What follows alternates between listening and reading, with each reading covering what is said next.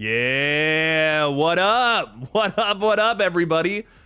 Waiting to see if we're live. We got a brand new program we're streaming with. You might have noticed that it's looking a little different, a little more professional around here. Just want to make sure we're actually rocking and rolling live on the internet. We sure are, baby. Yes. Oh, I did it right. I feel so proud of myself. I actually did this correctly. Ladies and gentlemen, while this may be a little bit of a test stream, I did want to talk a little bit about Scream 7. Because why the heck not? There's always a lot to talk about. And I'm really excited to get into it on a Sunday, baby, when we're all just kind of chilling. It's a rainy, nasty Sunday. It's supposed to get real snowy here in Northeast Ohio. But let us know how it is in your neck of the woods and things that you're thinking about regarding the Scream franchise and the future of it. Let us know. Or, of course, you know, we're open to any sort of topic of conversation. Scream 7 is just kind of one of the big things. But I do want to hear what everyone has to say, what we're thinking. And of course, if you're watching this on replay, make sure to like the stream and subscribe. Helps the page out quite a bit. Can we hit 40,000 subs before the end of the year? It's a big question. Who knows?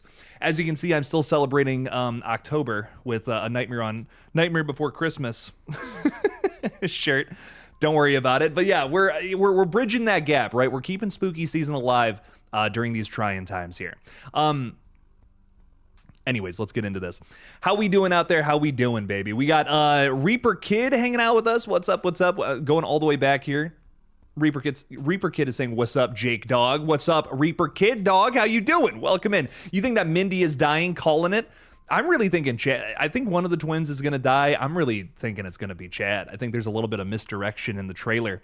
That's why they showed us that scene of Mindy fighting Ghostface. I think they want us to think she's going to die. That's my thinking, at least. Who knows? Who knows what's happening here? It's exciting stuff, though. I'm going to be really upset. I'll tell you that much. I'm going to be really sad if one of them goes. Because I think they were a shining part of especially Scream 6. And I'll be bummed out. I'll be a little sad. Anyways, let's get to this. We got Richard J. Skarenki saying, "Happy rainy Sunday afternoon. Time for some football and Scream 7 talk." Who are we rooting for right now? You know, I unfortunately, we have the Browns here in Ohio, but it's kind of hard to root for them these days. So I'm a Buccaneers fan now. I've decided to go over to the Bucs, just like our beloved quarterback, Baker Mayfield, who decided to go... He didn't decide to go over there. The Browns basically kicked him out for some reason. So I'm rooting for the Buccaneers now. I've jumped ship from the Browns. They no longer have my loyalty. So go Bucs. Take them all the way to the Super Bowl. I think they're still at the top of their division. That's going to be the end of the football talk, I promise. Michael Rue saying, "Won't be able to watch at work." Popping through to say what's up and keep up the good work, Jake. Thank you so much, Michael. Appreciate you being a channel member. And I also love your little theory here. Anna Camp is Ghostface. I think so. That's my theory as of right now. That's kind of what I'm thinking we're stepping ourselves into. But of course, all theories are welcome on the stream, of course. We can't just be talking about the same thing up until we get to Scream 7. That's boring. You know, I want to hear all the theories, baby. I want to get into everything. Is it Stu? Is it Scott Foley, who's still alive somehow? Scott Foley is alive, but I'm talking about his character, Roman Bridger, who, I don't know. Ooh. I'm stroking my beard. I'm so steeped into this. King Matthew III is saying, "I just got finished watching the new Frankenstein movie on Netflix. It was all right. Probably not one of my favorite movies, though. I'm going to give it a watch later on tonight. It's one I've been trying to get to. I just have not had time. I think it's going to be our exclusive Patreon review this week because I cannot get to that one, man. I've just been so busy. But really, I'm really excited to watch it. It's Del Toro, dude. So like him doing Frankenstein, that just sounds like a match made in heaven. I can't help but go into it with some high expectations. So definitely excited for that one. We got Erica hanging out with us. What's up, Erica? Thank you so much for being a channel member and modding as well. Erica freaking rocks, ladies and gentlemen. And Erica also gifted me a new video game, which I thought was really kind of her, and we're going to be playing it over on the gaming channel this week. So if you're interested in seeing me play as an adult baby, which is kind of what the game is about, it's basically me playing myself. I'll be playing that Tuesday and Thursday earlier on, like around like 3-4 o'clock this upcoming week. So it's going to be really fun. I can't wait for you guys to watch. I can't wait to get into it. It's going to be a good time. But Erica, thank you again for that. Greatly appreciate you. Caitlin Jewell is saying, "Hey, what's up, Caitlin? How we doing? You excited for Scream 7? Let us know." Samantha Robinson also hanging out with us. I just scrolled way too far.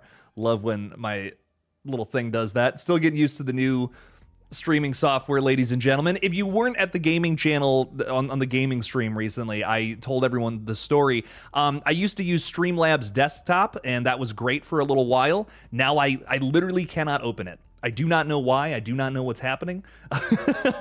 No idea. So I decided, you know what? I'm going to upgrade to OBS anyways. OBS is way better. As you can tell, we have background music now. We have way cooler layouts. I set this all up myself in the last couple of days. It's been very busy, but we made it happen. And I think this is a major upgrade. I mean, the video quality is better. The background looks cool. I don't know. I'm really vibing with it. I got to do a whole lot to make the streams improved. So constant improvement is what we're all about here these days, and I'm loving that.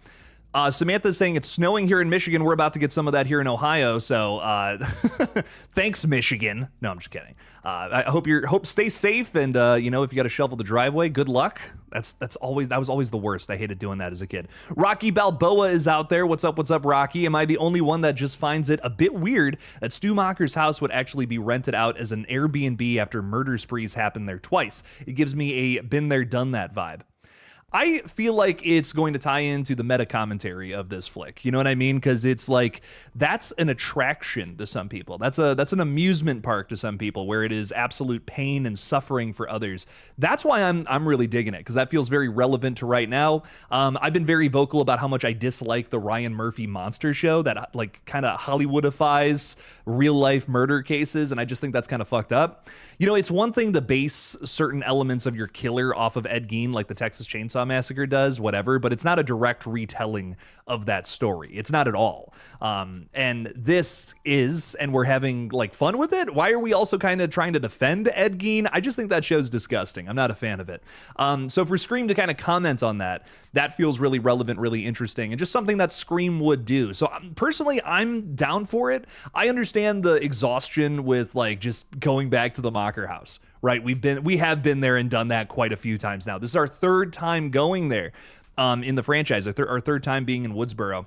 So I can understand being like, dude, like, get over it. it's just the setting from the third act of the original Scream. Like we gotta move on. So I understand. I do understand that. But I think they're literally burning it down, and it's being utilized for commentary in the flick. That's what I think, at least based off of the trailer. So if that's the way that they're doing it, and it's not just for nostalgia, I think that could totally rock, as long as there's some sort of ulterior motive there that we maybe just don't know about quite yet. Duff Cookie Jones, I love that name. What's up, Duff Cookie? Saying Stu is alive and we know it. Maybe. I'm doing a big video on it this week. There are a ton of clues in the trailer that would suggest that Stu is alive and is the killer in this new flick. So I'm going to be doing a video breaking it all down sometime this week. That's literally the next video I'm working on. I kind of started on it today, and I'm really excited to put that one out. It's going to be fun. Slappenheimer saying, hey, Jake, when Mindy hits Ghostface to the right of his head, then almost immediately in the next shot, we see Mark with the damaged head on the right side. I'm wondering if Mark's gonna be in that scene or not. I had a few comments on I did a video breaking down that scene in particular.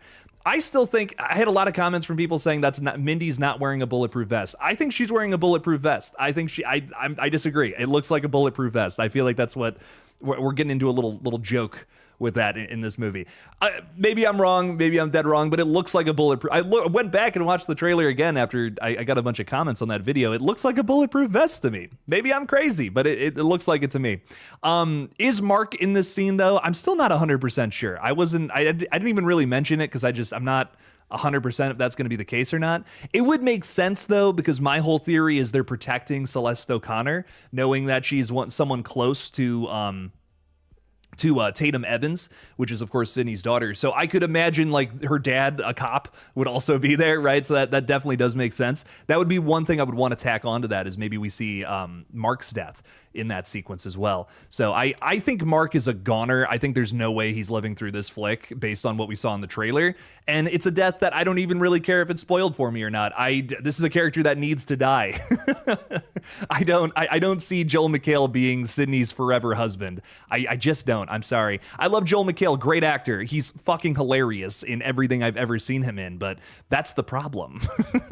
Sydney's husband needs to be like a stern, cop who, is incredibly loyal and faithful and isn't, no shadiness about him at all. And unfortunately, Joel McHale's just a guy who's played so many of those characters so well. That's like why he's so famous. So I cannot see that relationship working on screen for me. It's going to be really tough to bite that bullet with this movie. But I think if they just kill him off real quick, cool, we got an emotional death and Joel McHale's in the Scream franchise. Bam, rock on, that'll work.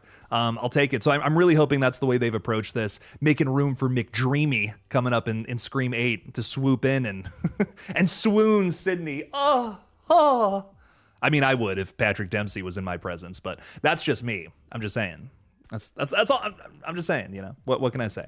Anyways, Raggedy Man is saying sup. What's up, Raggedy Man? Thank you for being a channel member. Sorry I'm so behind in the chat, ladies and gents. Save Robbie. Happy Sunday. Happy Sunday to you, Robbie. PB and J, how many days until Scream 7? Well, we have 15 weeks from this Friday.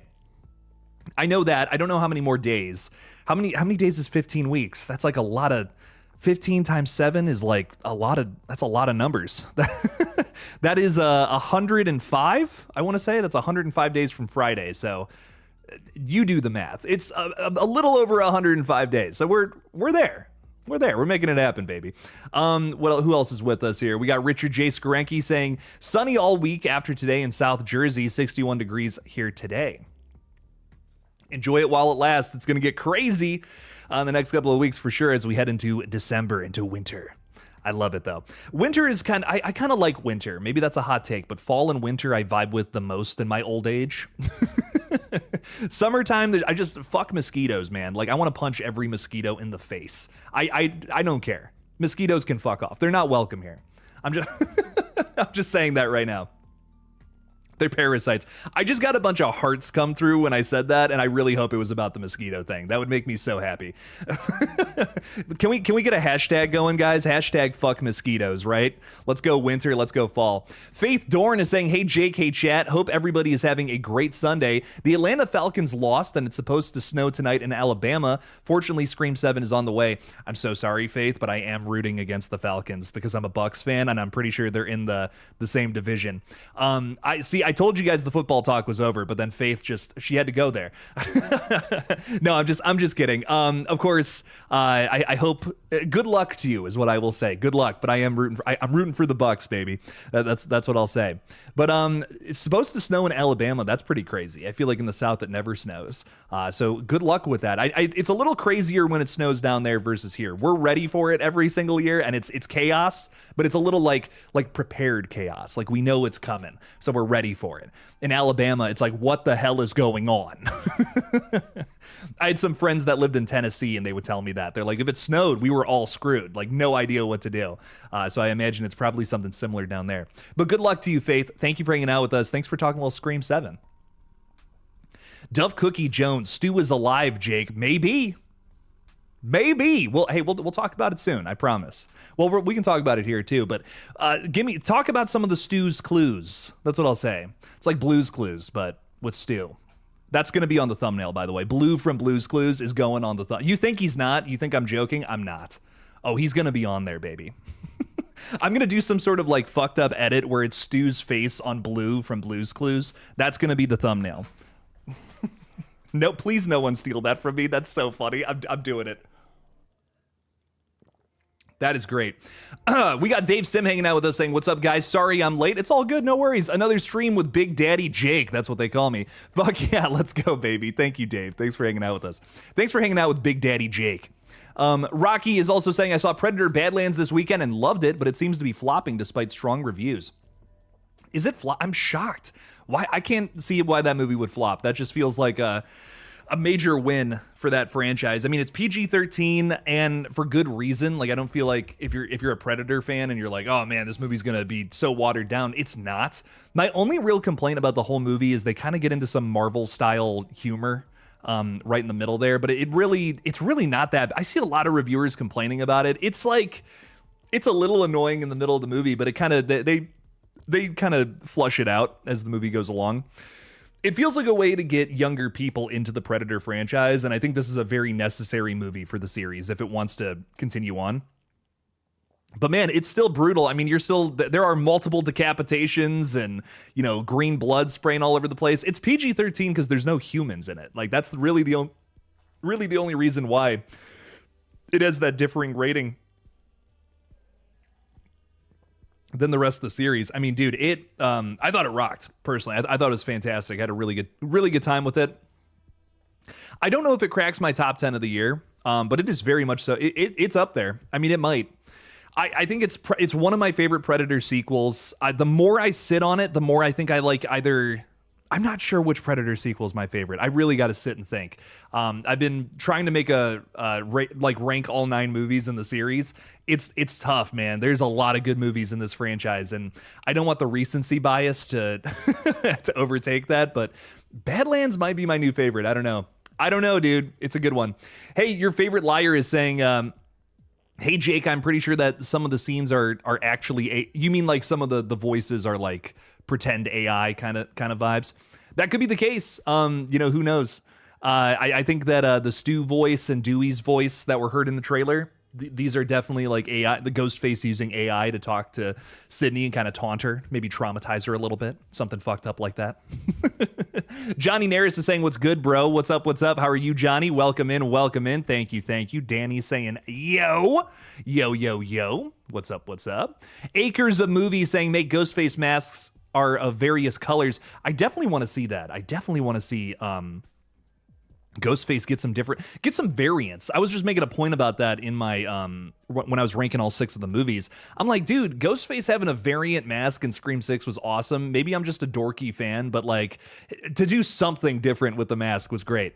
If it ain't broke, don't fix it, right? The Ghostface mask is great just how it is, but I would just love to see some other kinds of masks be introduced into the franchise. I thought that was so cool with the new Halloween movies, that it was kind of like a more degraded mask each time we came back to Michael. But I would love to see that in like the Scream movies too, maybe something more of that. Doesn't seem like we're getting that here in Scream 7, but maybe another movie in the future. That would be great. Carlo is saying, how do you feel about Mindy and her The Rules speeches? Will she do it again in 7? I think truly the biggest way to fix it is we just have to make it all actually work with the story we're telling. I made a really big point about Mindy in a lot of videos recently, saying that Mindy doesn't work because she's the opposite of Randy. Randy's fun to watch because he's constantly right, but no one wants to listen to him because he's just such a dork. Mindy is confident and talking over everybody. That's a problem. Like that, to me, that's a problem. Mindy should be like a really dorky character that no one wants to listen to, but she's right. That's the fun of the Randy character. That's the fun of the stoner in Cabin in the Woods. It's the same thing. He's right the whole time. He's literally talking. The stoner in Cabin in the Woods is quite literally Randy from Scream. It's the same character, but just not talking about meta horror movie shit. He's just predicting what's going to happen to all of them. He literally says earlier on in that film, if you go back and watch Cabin in the Woods, he's like, man, I just think the whole human race needs a reset. He's going on a whole rant about it. And then what happens at the end of that flick? Spoiler alert, I guess, but the gods rise up and take over the planet. It's like, dude, it's all right there. If you're going to do a Randy character, they can't be wrong. That takes all the fun out of it. So I just don't know what they're doing with Mindy, I guess is my point. I think if you want to course correct with that character, you just got to flip it on its head. Mindy has got to be pushed to the side now. And no one believes her, but she's totally right. And maybe this has all just been set up to do that. maybe we've been setting it up across multiple movies where she's just been wrong every time. And maybe we're going to have some meta commentary on that. Mindy's going to try to go on her whole rules speech this time around, and then everyone's going to be like, okay, Mindy, yeah, whatever, dog. And she's totally right this time. How funny would that would be worth everything we got in the last 2 movies, where it was just like, dude, you're doing it wrong. You're doing the Randy thing, but wrong. That would be totally worth it, in my opinion. That would be awesome. Leonardo DiCaprio has sent a KillJoy Jake membership out there. Thank you so much, Leonardo. Means a lot. That's going to NRU Cody. Very good stuff there, Leonardo. Thank you so much for the support. I greatly appreciate that. We have some really fun stuff coming for members, and if we meet our super chat goal today, which we already got 2 out of 10 of, I will have a special announcement regarding something about channel memberships and something about a big change coming to the page within the next couple of months. So if we do that, I will talk about that early. I was going to make a big channel update video tomorrow, but maybe you guys will be the first to hear about it. So we'll see what happens. Erica's even talking about that in a little $2 super chat. Thank you so much, Erica, saying special announcement. Yes, I have some really fun announcements to talk about with how this page is going to expand and maybe we'll talk about it now. Maybe you guys won't have to wait for tomorrow. I don't know, but I have a big thing I've been planning for a little while now, and I think I know how I want to do it. I'm ready to announce it. So this page is about to hopefully this page is about to get even bigger, but we'll see. But Erica, thank you so much for the $2. Greatly appreciate you a ton. We also have K8, Kate. I think it's supposed to be Kate, but really cool and stylized. Kate, thanks for the $5. Greatly appreciate you. Scream couch scene, brunette with curly hair that ends up saying, "I'll leave you boys alone," walks away, is suspicious. What if that's Sam and Tara's mom? Okay. So in the original Scream, that character, I hear you on that. I think definitely there's you know what's funny about that? After watching Scream 5, maybe like a few days later, I put on the original Scream and I'm like, I wonder if there's any, if Billy's ever talking to any other girls or something in that original Scream. There's a scene that it's another clue that maybe he's a killer, I guess, if you want to call it that. But he's at the video store when they cut over to, Randy and Stu are talking. When they cut over to Billy, he's specifically talking to a bunch of girls over at the other side of the video store, which is like, oh, dude, that's super shady. You know what I mean? What are you doing talking to a bunch of girls over there when you're trying to fix things with Sydney? It's crazy. But I always, it's funny that you say that, because I always thought, oh, I bet one of them is Christina Carpenter. He's talking to them about some crazy shit. That could be something if you really wanted it to. But I also think, I know a lot of people had said before in the past, they're like, well, how did Billy have time to go and, have a kid with somebody else? I think it's just it's an implied thing about the original Scream with scenes like that. And also he wants to get revenge on Sydney, I think, more than anything, not just looking at her as a sexual conquest. I also think that, yeah, he was dipping his wick, as the kids say. The kids don't say that. And it's horrible. He was not a very good guy. And I definitely buy it, because I feel like that was something from the original Scream that they had implied. It was never something outright said, but I think he was, flirting around and, like I said, dipping his wick. So I 100% think, yes, Sam's mom was definitely involved in that whole scenario. And maybe that's why, we've heard some rumors about Christina Carpenter potentially being a killer in what was supposed to be the original Scream 7 that would have focused on the core 4 again. So I understand wanting to go to that place. I'm just kind of sick of family connections to the original. We have done that so many times in Scream. I think I'm just kind of biting the bullet and saying we're always going to do that, but maybe there's some other interesting element about the killers that'll make them work. I'm legitimately, and I'm telling you guys this right now, I'm really thinking about like just starting my own horror franchise that is all these things I want Scream to be. Can I just be so honest with you? I'm really thinking about like starting a slasher franchise where it's like it's a different person every single time and it never connects back to the original. It's episodic. It's like it's the same slasher, same kind of slasher, but just a different story with each movie. Because I think if Scream did that, it could go on forever. Like I really think that's a great idea for a series. I'm putting that out into the world because if I don't do it, I think someone else needs to do that. It's a great idea for just a slasher series, in my opinion, something like that. Where you have different kinds of characters who are attacked by a similar entity or something along those lines. That would be great, in my opinion. I don't know. We've like, even with Michael Myers, he's landlocked to Haddonfield. You know what I mean? He has connections to that. We need a slasher villain kind of like Ghostface that can have a different kind of motive every single time, and it can be somebody else underneath the mask. You know what I mean? And it could be going after like anybody in any place at any time in any period. That's the kind of slasher villain I want to see come up next. That I'm putting that out into the world, and hopefully that happens, because that would just be a really cool idea for a series. But anyways, Kate, thank you so much for the 5. I greatly appreciate that a ton. Thank you for the support. You rock. I hope that Scream 7 rocks. I hope you love it. Caitlin Jewell is saying, could the girl in the trailer wearing a blue plaid skirt be a clue? Some of the previous Ghostfaces wore a blue plaid shirt. What do you think? I think absolutely. I will say someone has, I can't remember whose video I was watching, but someone did make the point that there have been characters wearing blue plaid or some sort of blue flannel, whatever, who were not killers. So that is a good point to be made here. It doesn't necessarily mean 100% she's the killer. It could just mean she's a red herring. Derek, for instance, in Scream 2 is wearing like a blue button-up that kind of has a similar pattern. So, what does it mean she's suspicious? I think absolutely yes. The more I think about it, the more I'm like, I think it would be better if McKenna Grace was a red herring because she's kind of obvious. She fits the mold of a Ghostface killer, like to a T in terms of previous roles. The casting director, I remember before production started, came out and said, we look for Ghostface killers based on what their previous roles were and like what they can do, essentially.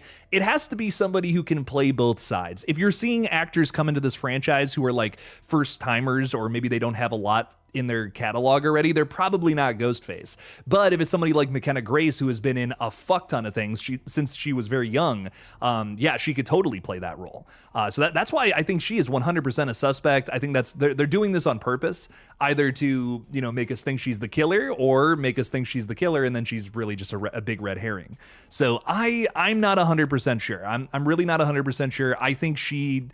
I feel like it's too obvious. You know what I mean? I'm really thinking it's too obvious that it's her because of what this what the casting director has said about it.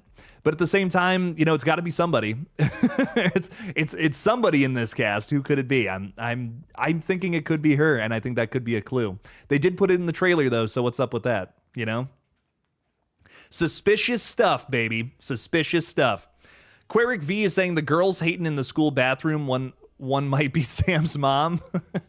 I've had the pleasure of being able to chat with Nancy Ann Ritter and Leonora Scelfo from the original Scream. I have not only met them in real life, but I've been on a few live streams with them. They are incredibly kind people, and I would love to have them on the page at some point.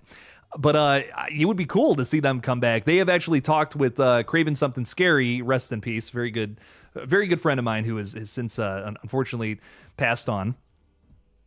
They used to be regulars over there, and they would always talk about wanting to get back into this franchise and do something, like just come back for a scene, whatever, maybe some sort of cameo. That would have been fun. I would love to see them still involved in the franchise. So I'm gonna have to hit them up. I would love to have them on the page sometime. They're very kind. I got to meet them a few times now, and it's great. They're really kind people. So would love to see if they could somehow come back to the franchise. Horror Paradise is saying, like, how do you F up with that actress of all people? Huh? What?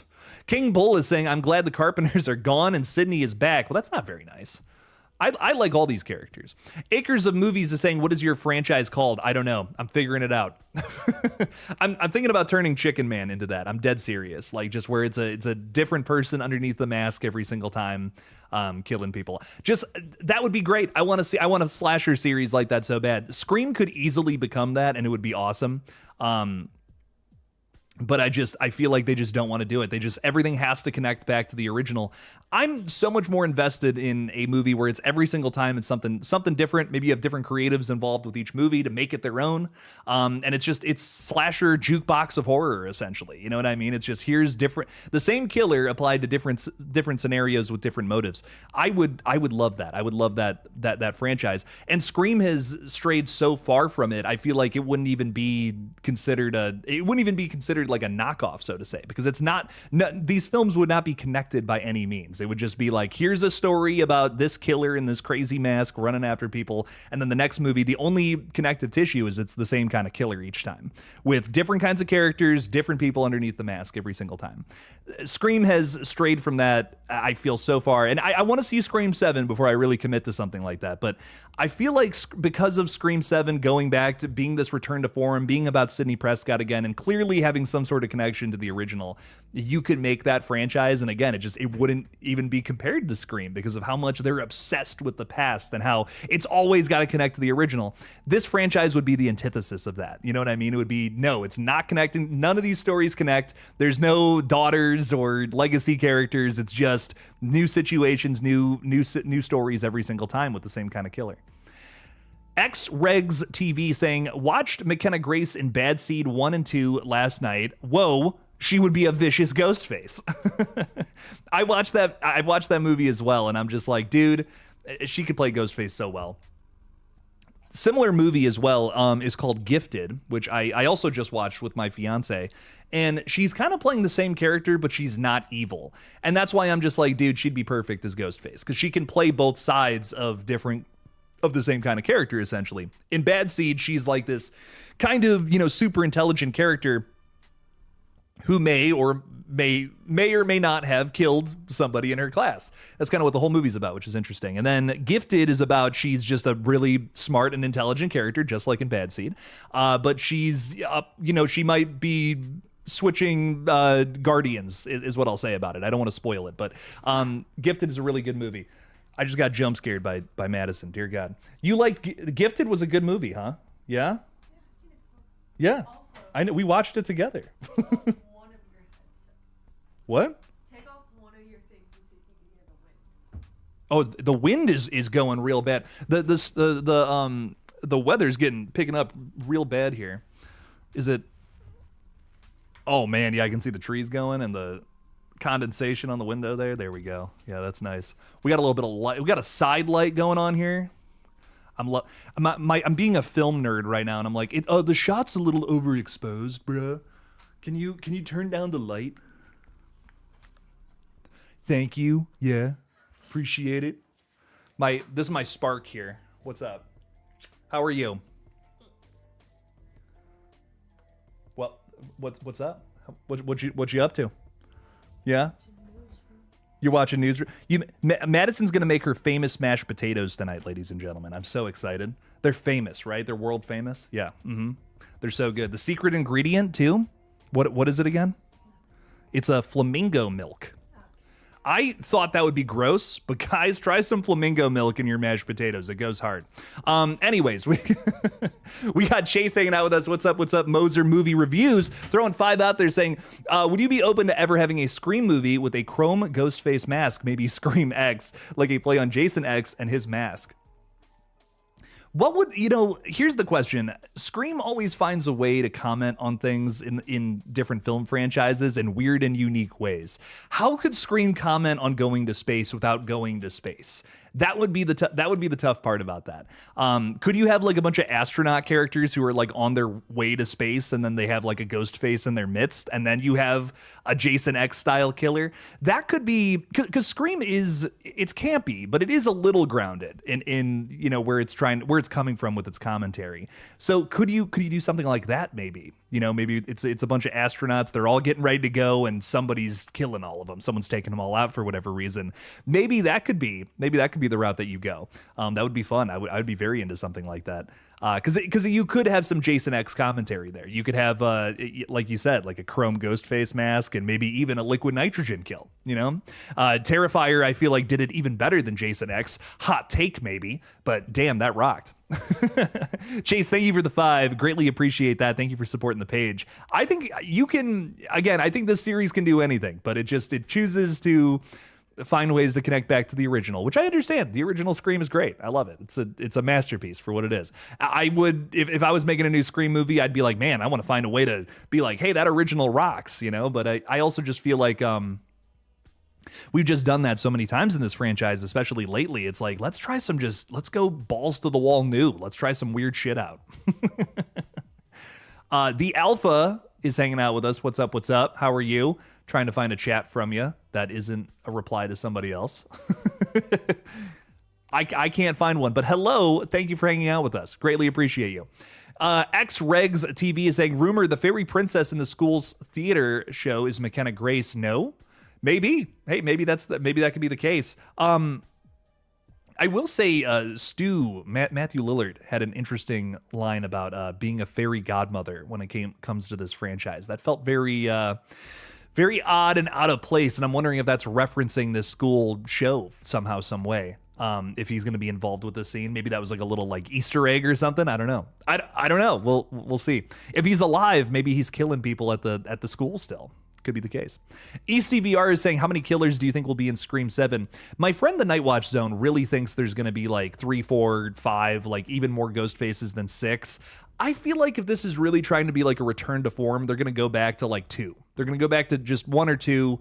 It's going to be something real simple like that. But dude, anything's possible. Really. I think the weird and unexpected thing about Scream 7 is that I think it's going to feel a lot like Scream 6 in a lot of ways. I think a lot of people aren't ready for that. I think everyone's saying, oh, it's going to go back to the feeling of Screams 1, 2, and 3, but I really think this is going to be another Scream 6 in many ways. They're going to try to do a lot of big and outrageous swings because, again, we're at Scream 7. I feel like we can't just copy and paste the same formula as the original Scream anymore unless this was episodic. So in order to make this story work, we have to have some big swings, some big surprises. And we're also dealing with hardened veterans going up against Ghostface. You know what I mean? Sydney, there's so many reasons why Sydney Prescott can't get chased around by Ghostface anymore. First of all, she is always strapped, and at most of the time we see her in the trailer, she has a gun very close by. Ghostface is not chasing around Sydney Prescott anymore. She's going to be ready for it. The other thing too is that we just know she's not going to die. There's no tension there.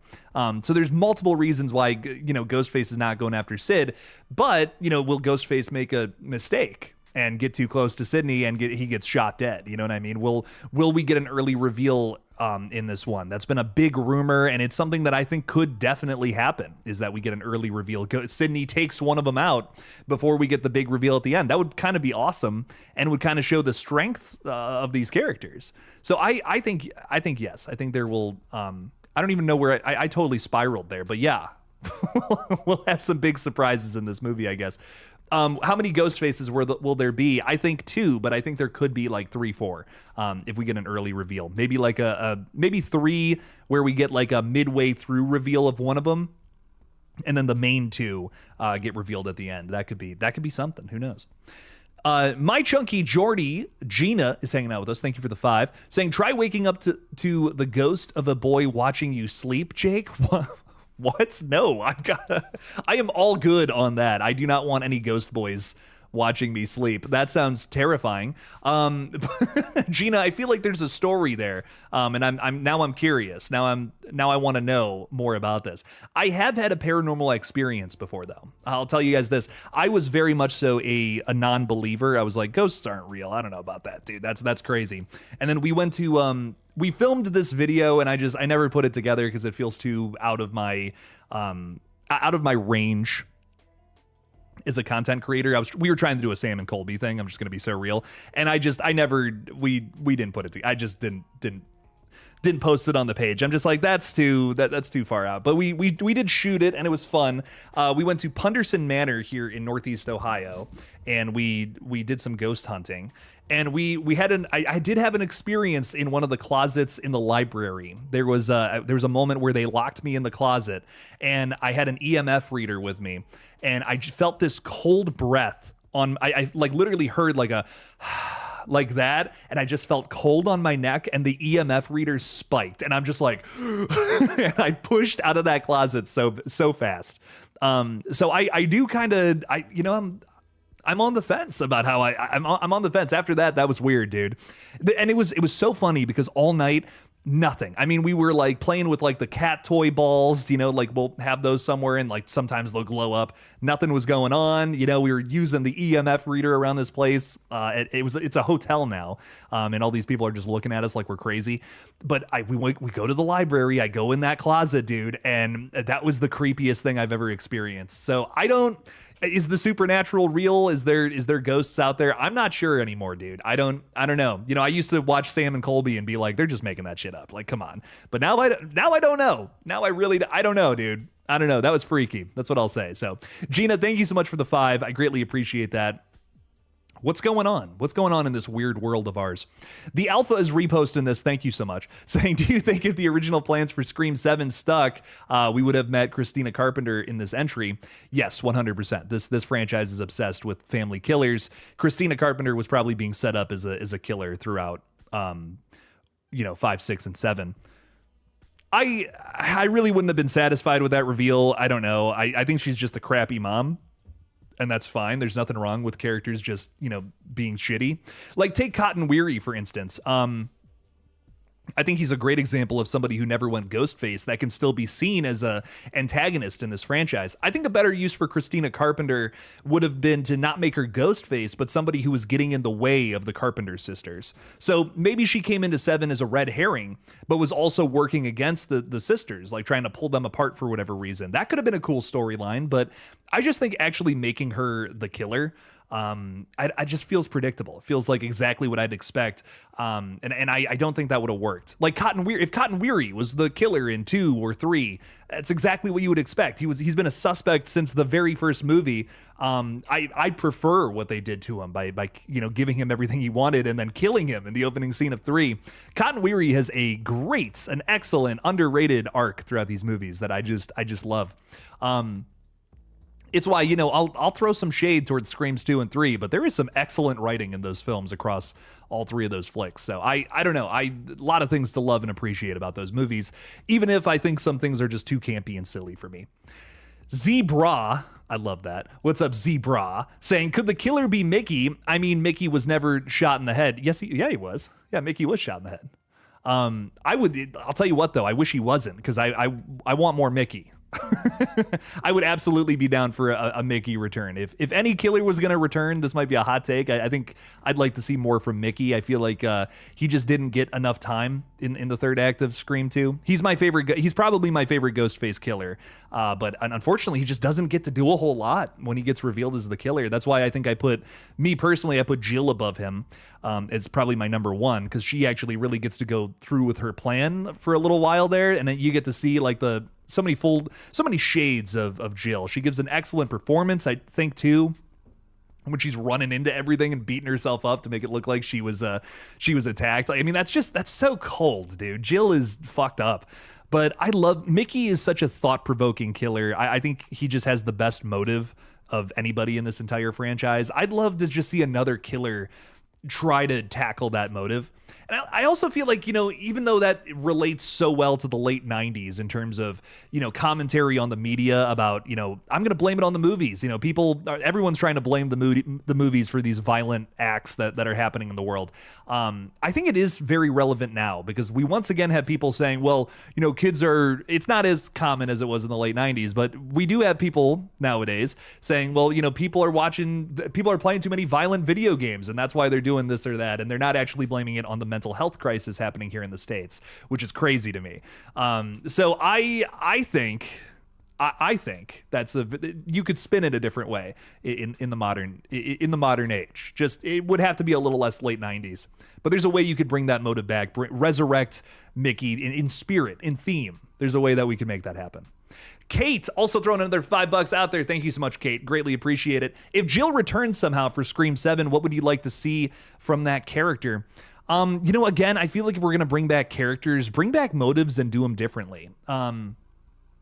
As much as I throw shade towards the Scream 6 killers, they didn't do exactly the same thing as Mrs. Loomis, even though it's very, very, very similar. They did throw some extra sauce in there, and I appreciate that. I still think a better approach to Scream 6 would have been to have brand new kinds of killers entirely, like not pissed off parents or family members. But they did they threw some somewhat new stuff in there, which I kind of appreciated. I have to give Scream 6 that. But what would I want from Jill if she returned? I'm just trying to think. I feel like her motive is still so relevant today, maybe even more so than it was in 2011. I almost think, you could say a lot with a Jill return just by having her have the same motive still, and how that would still, mean so much here in 2025 as it did in 2011, but maybe a little more about like the TikTok craze or, I don't know how would I want to spin that, because there's so many messed up ways to go viral. And I would want to hit on something even more specific to the now versus 2011, how could we kind of flavor that killing's different? I don't know.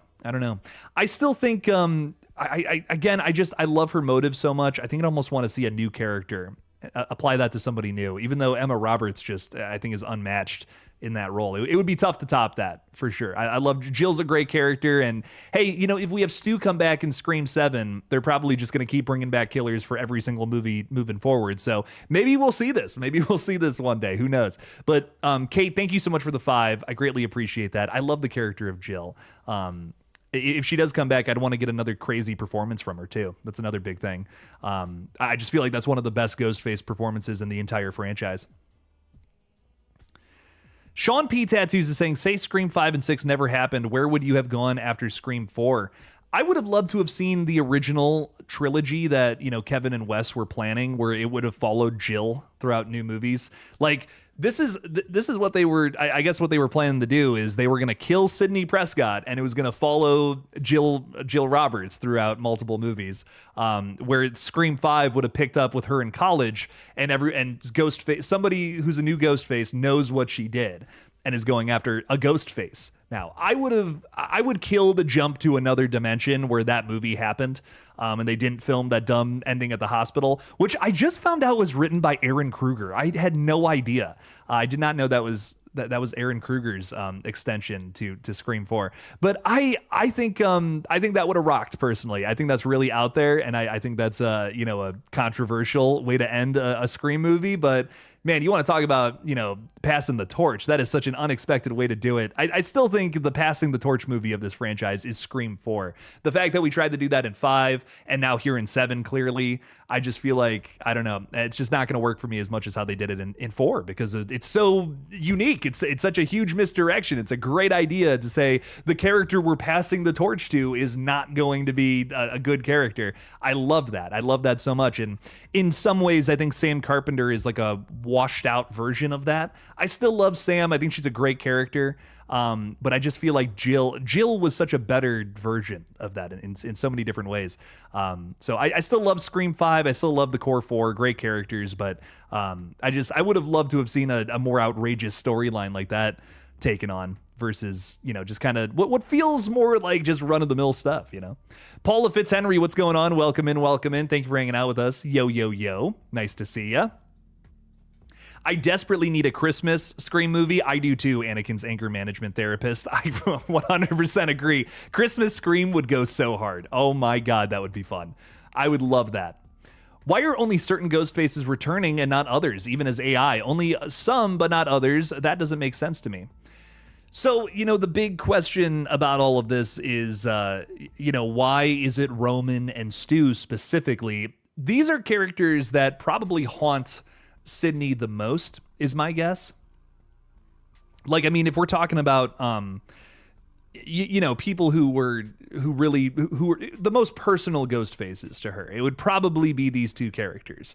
Well, Billy and Roman probably, but Stu was still a part of that in a lot of ways too. So I'm speculating that Skeet Ulrich is involved with this new movie, but we just don't know about it yet. I think that's going to be a big surprise reveal.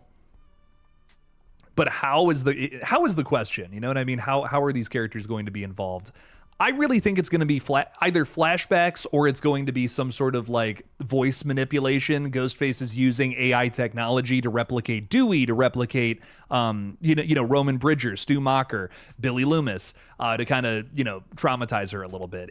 I'm going to tell you guys this right now. If they try to do a scene where they FaceTime, where they FaceTime Sidney and it's like a crappy AI replication or something of Stu and Billy, that's just not going to work for me. That is way too silly. The voice through the phone is so much scarier to me because it leaves something to the imagination. You don't know who's on the other side, and if it's a FaceTime call, you do know who's on the other side. That's not as scary. That's not as scary as a scary voice coming through a phone. Who are you talking to? Fuck, that's been scary since 1974 and in Black Christmas.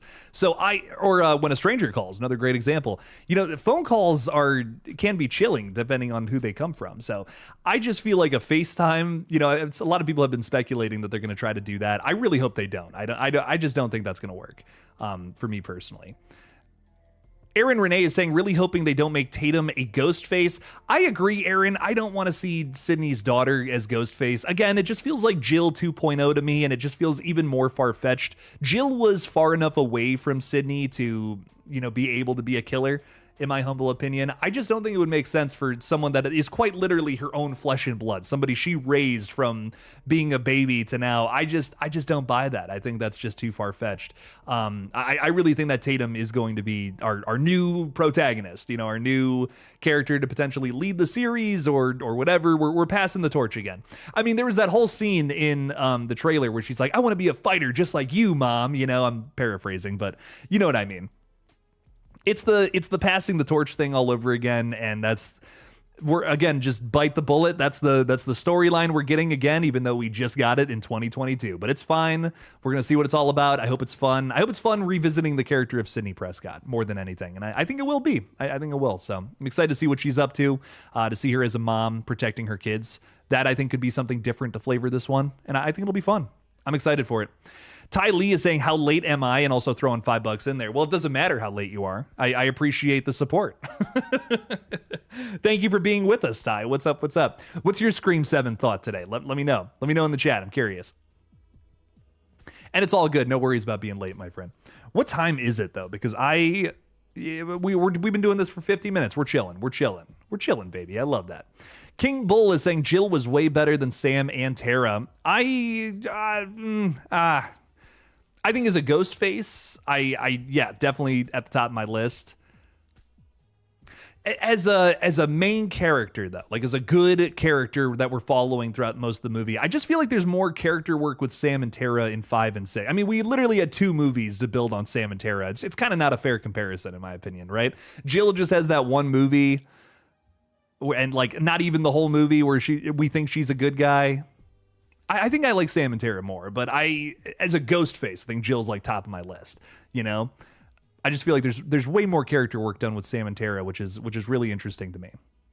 Daniel is saying, I think Roman and Stu's AI or voices are going to be used to haunt Sydney, and I am pretty sure that Gale is going to receive a phone call from a Ghostface using Dewey's voice. 100% yes. Yeah, well, I couldn't agree more. Definitely what we're doing with this one, and again, AI is such a big talking point, I think, when it comes to film.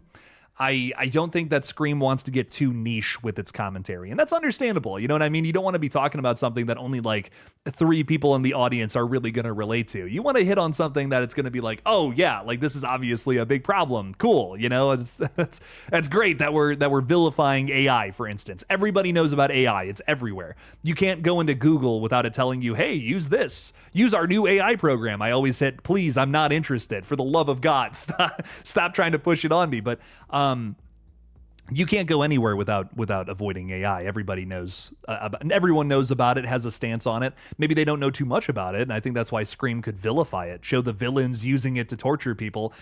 There you go, rock on. I love that.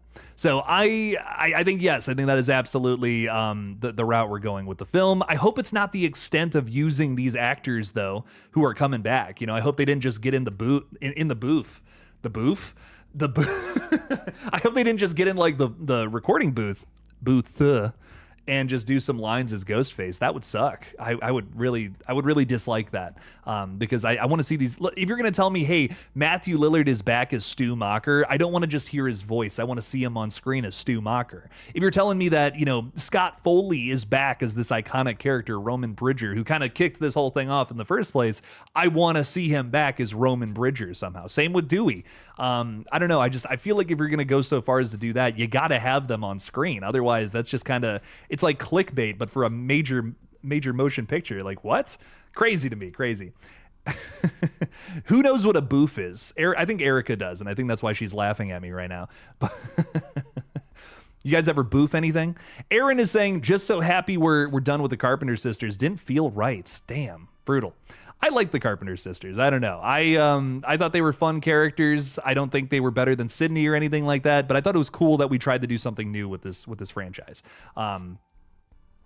Again, you know, I think something a really tough thing that Scream fans are just going to have to, you know, at one point, this is just where the franchise is going to go. Scream is going to outlive Neve Campbell. Scream is going to outlive Gale Weathers, you know, and I just think at some point we are going to have to follow new characters and new people in the series. There's going to be 20, 30, 40, 50 Ghostface movies at a certain point.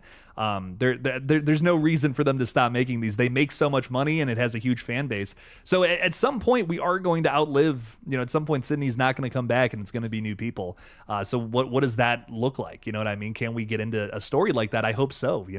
I love Sydney Prescott as a character. She's great, but I also don't want her to keep coming back for diminishing returns, right? I mean, wouldn't it suck if I would hate to be watching Sydney Prescott on screen and to be bored. That would suck. I'd be like, oh man, that's how I am with Laurie Strode now after Halloween Ends. I'm just like, that was such a mismanaged performance from her, being so out of character. I don't care about Laurie Strode as a character anymore, and that sucks. She's an iconic final girl in the way that last movie treated her. I mean, it actually ruined the character for me. I would hate for that to happen for Sydney Prescott of all people, who is, in my opinion, the number one final girl. I mean, no one tops that character with how it stands right now. So Erica's throwing $2 out there saying, I love announcements, don't you? Only 3 to go. We're almost there. Hey, we could make it happen.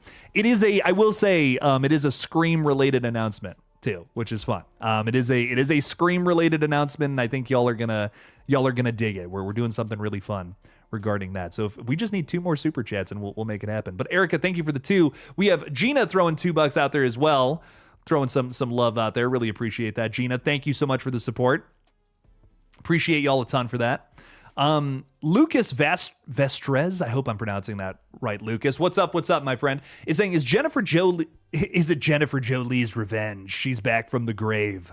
Zombie Parker Posey is coming in to stab Gale Weathers in the face. Hey, maybe. That could be. Ty is saying, I really think this could be top 3 of the franchise. They took notes and listened to the feedback of the recent Halloween trilogy and put their own stamp on it. But yeah, I'm also worried about the characters not actually being in it, but just being voice actors.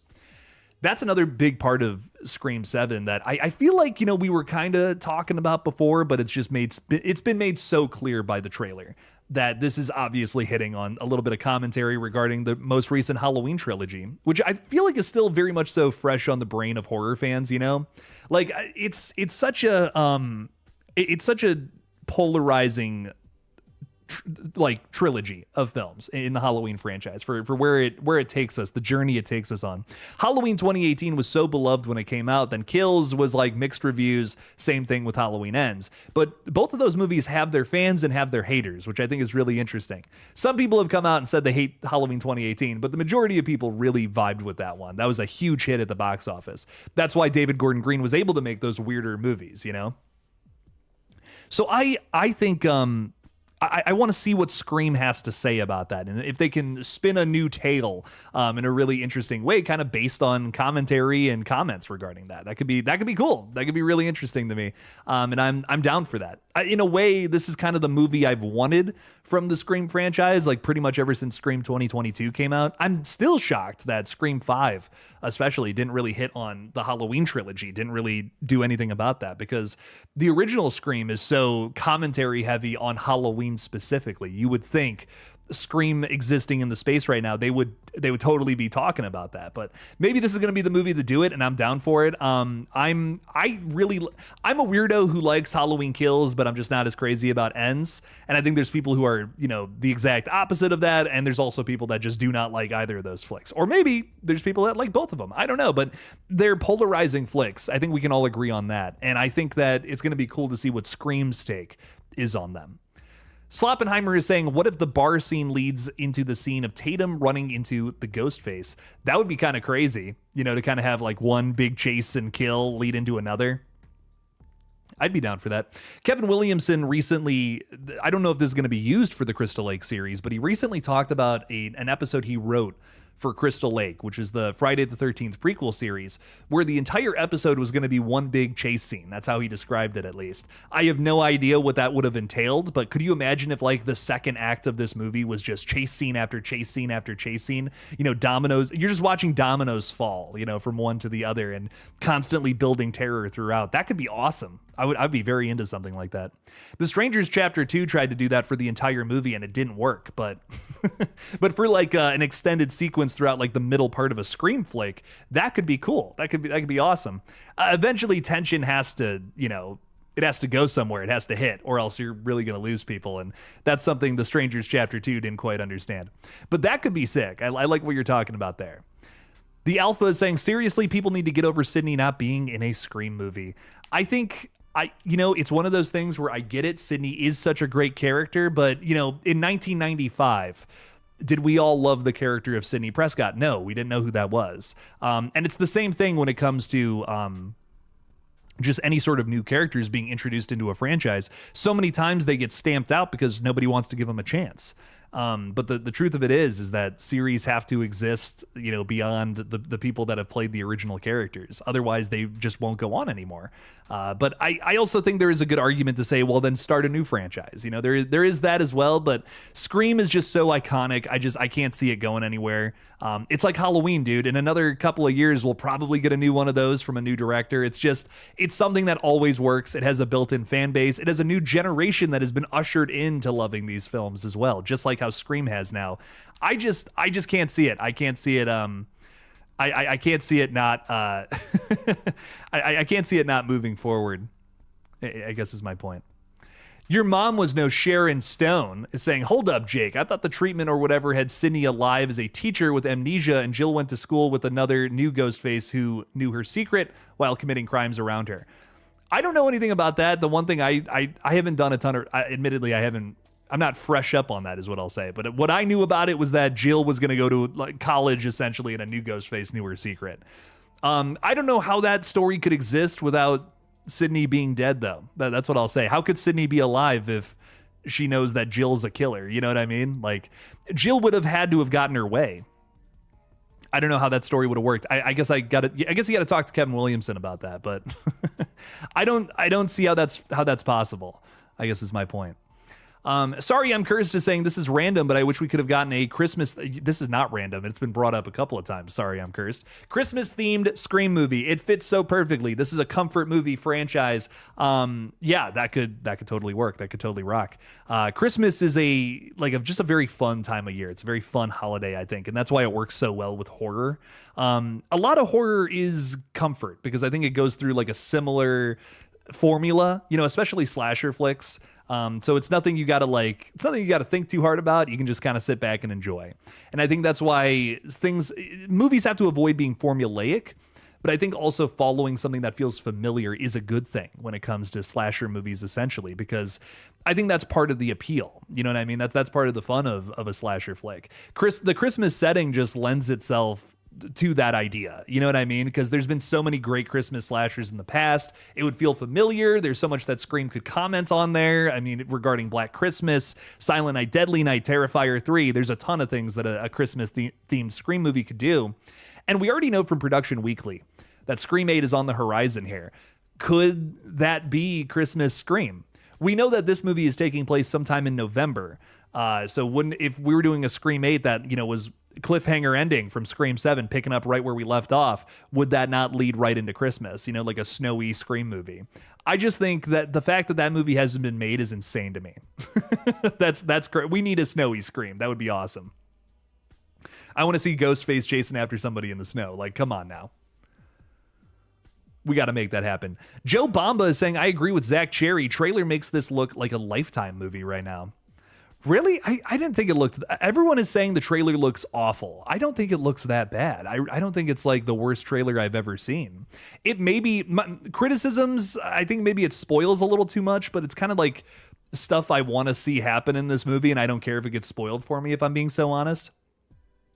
Like, Mark Evans is dead? Good. I don't care. Good. I wanted that to that needs to happen in this movie, or I'm going to be upset. So I don't know, like, in terms of things that were maybe spoiled in the trailer, I'm kind of okay with them. Obviously people are going to differ. People want to go into this not knowing anything. But for me, at least, that was kind of like, yeah, sure, fuck it. A Lifetime movie. God, I don't know about that. I don't think it looks like Lifetime. Like, Lifetime movies are shot really poorly, colored really poorly, lit very poorly, acted very poorly. I don't know. I don't think everything about it was like made on a $50 shoestring budget. I wasn't really getting those vibes. But that just feels like to me, that feels like a really harsh criticism of it. I don't think it's the best shot trailer I've ever seen in my life, but I mean, there's some cool stuff in there. There's some nice moments of cinematography. And I actually think the coloring's pretty cool too. You know, it's got like that autumn aesthetic to it that maybe wasn't as present in the last two flicks. You know, there's a little more grayscale, typical Hollywood movies, right? I like the coloring in this movie a little better. It's a little more vibrant and fun. There's some really nice like neon lights during the bar sequences. Some great lighting. Yeah, I don't know. I didn't think it looked like a Lifetime movie. That feels a little harsh in my opinion. Gina's throwing $2 out there again, saying comfort film. Oh, Halloween. Halloween is such a comfort movie, dude. Oh. And that's another, you want to talk about vibes, you want to talk about, you know, the way a movie is like colored and shot and all that. That does add so much to it. And Halloween, I feel like it's such a great example of that. Is Halloween the scariest horror movie ever by today's standards? No, but man, the vibes are unmatched. There's a million slasher movies that have tried to do the Halloween kind of vibes to it with the synth score, you know, the big wide shots, the outrageous color palette. Oh, man, I love that movie. It's so good. So unique for what it is. Hello? Slow cooker on warm for the potatoes? Will that keep it warm? Oh, yeah. Yeah, put it on, like, there's a keep warm setting on that. So question. If the yes. No, this is important, guys. Everyone wants to hear about the potatoes we're cooking, okay? You're going to be streaming when I start making them. But I know, I'm so sorry. I want to make sure. Yes. If the second I start mixing them, once they're done cooking, if I turn on the slow cooker to warm so that the thing is warm, yeah, put the potatoes in it, transport it to your parents' house, and then immediately plug it back in, turn it on and warm again, put a little bit of butter on the top. You that's a little overkill. I mean, you could do that, but it should keep them warm. But, well, I don't want them getting cold between then. You want to keep them warm? Like, because we could just warm them up when we get to my folks' house. We're going to my folks' house for dinner tonight, ladies and gentlemen. You guys don't care. You guys want to talk about Scream, but but yeah, you could do that essentially. It'll stay warm. It's you know, I don't want to say how far of a drive it is because that would dox me on the internet, but it is we'll be fine. Drive that is somewhere between 1 minute and 2 hours. Yeah, it is. It's a drive of some variety that we could make happen. Sorry, I'm cursed saying I hate mashed potatoes, but I love fries. I mean, that's fair enough. But I love, dude, I love mashed potatoes. I just love potatoes. Ban them. Madison loves potatoes, dude. Oh man. Oh man, brutal. Opinions mean nothing. Everyone's entitled to their own opinion until it's wrong, just like that one. Oh my god. Oh man, it's vicious out here, guys. It's vicious. If you don't like potatoes, yeah, it's getting brutal out here. She's Irish, yeah. Wait, can you say potato? Can you say potato the way that you were saying it earlier? Potato. She says potato. I love it. Can you say garage for me? No. She says garage, and oh man, it makes me so happy every time you say it. Yeah, but do the slow cooker. Yeah. I have some chats coming through. I have to respond to my lovely audience who's watching me talk about potatoes right now. Potatoes. Thank you. Anyways, let's get back to this, guys. Thank you for listening to the Potato Talk. This has been a sponsored episode, not really sponsored for legal reasons, but we are kind of jokingly sponsored by mashed potatoes this evening. Ladies and gentlemen, mashed potatoes are good for you. You should eat them. They're great. Idaho potatoes. We shout out to Idaho. You guys rock. Anyways, getting back to it. Gina has made sure that we got our super chat goals, so we're going to give an announcement here in just a couple of minutes. She's saying, I like the trailer. It only shows a few people. I feel like we really didn't get any sort of idea at who the killer is outside of like some Stu teases. I feel like that's misdirection personally. If Stu is the killer, well, then I'm going to be shitting on the marketing here in a couple of months. But if it's not Stu, I feel like the trailer did a good job at keeping the surprises hidden, and that to me is the most important thing. People are gonna die. It's a Scream movie. Come on now. I'm not too upset knowing that Joel McHale is gonna die in this movie, where he very clearly was going to die from the moment he got cast. I don't know what to tell you. I knew he was gonna die the moment he got announced to be in this thing. So I'm fine with that. I'm fine knowing he's probably gonna die, and probably one of the twins is gonna die. I don't know. It's not that big of a deal to me. Some people want to go into things like this completely blind, and I respect that. I just like I like knowing some things here and there before I get into it. I don't want a movie totally spoiled though. Like if I knew the killers beforehand, that would suck. I have my theories, but I don't know if I'm 100% right. I'm just basing it off of things I've seen in the trailer, so who knows? But I agree. I like the trailer so far. You know, that might change as we get into in a little deeper with more trailers and more stuff, but we'll see. We'll see what happens. Gina, thank you for the $2. I greatly appreciate it. And I'm excited to see what else comes from this. Destiny McLean is saying, hey, with a lot of Y's. What's up, Destiny? Welcome in. Welcome in. Mike Silva is saying, interesting, really likes mashed potatoes, I guess. Love to hear that. The Alpha's throwing 2 out there, too, saying, I'd love a crossover with the Scream MTV universe. That has been such an interesting conversation. I've had a lot of people ask that to me recently. They're like, are we ever gonna have some sort of, you know, something to extend that story into the movie universe? You absolutely could. I don't know. I guess I'm just not as hot on the show. It's fine. You know, honestly, it is not the worst, you know, horror movie franchise to TV that's ever happened. There's been countless examples where it's been pretty rough. I think the majority of them that I've tried to watch, I have not really liked. But the Scream TV series, it's solid. I mean, it's got some good reveals in those first 2 seasons, and you know, decent kills for what they were trying to do.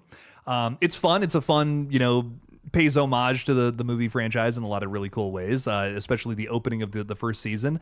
I'm just not like over the moon in love with it or anything like that. If you're a Scream fan, check it out, but it's nothing that I would say you have to see right now. You know, it's solid for what it is. It's a good watch.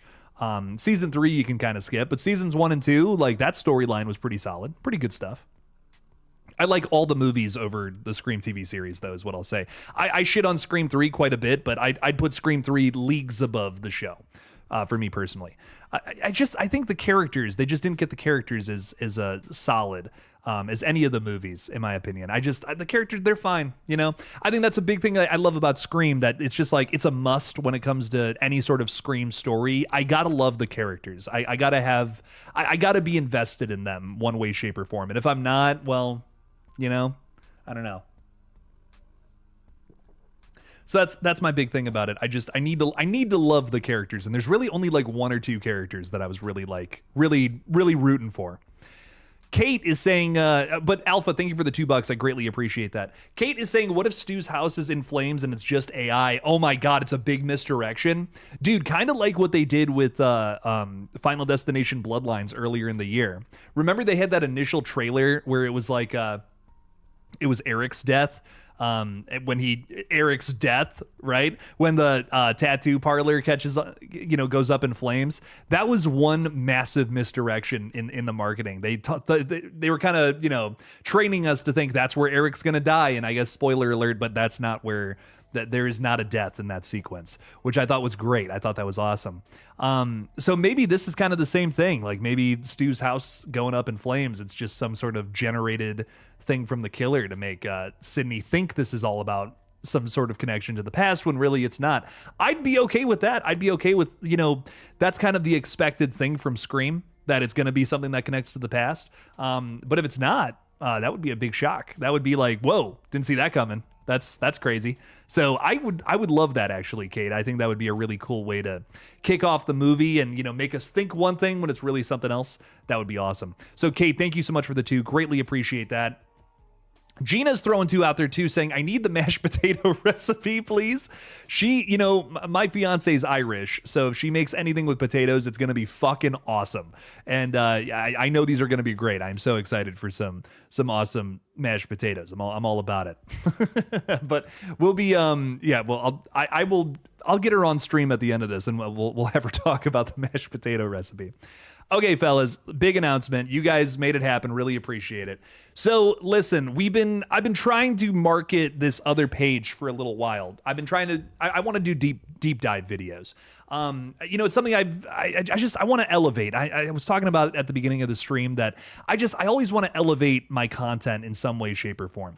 Look at the streams from here. Go back and watch the very first stream on this page. It looks like dog shit compared to this. I mean, this looks so much better. We're in high quality right now. We got logos on the screen. We got a cool little chat thing happening in a scary font. I mean, I know it doesn't seem like much, but we really have upgraded this page in a lot of ways across the years.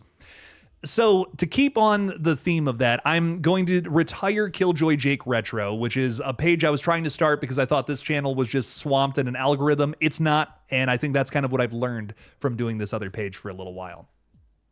Scream has a built-in fan base. You guys rock, and you guys have supported the page and the videos in so many ways I can't even begin to number, and I'm grateful for it every single day. But I guess what worries me is this is something I want this to be my job. I love being a YouTuber. I want to do this for the rest of my life, and eventually we are going to not have any more Scream movies on the horizon. You know, eventually there's just not going to be any more Scream movies to cover. I'm telling you, they're going to make these for forever, but we're probably going to have little breaks in between, kind of like what's going on with a lot of Halloween YouTubers right now.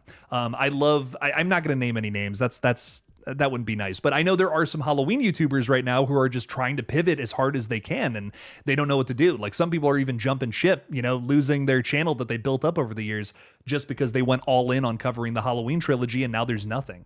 So now, what's going on in my head is, well, when Scream 8, if let's say Scream 8's the last one, and there's no more Scream movies, what are we going to do here?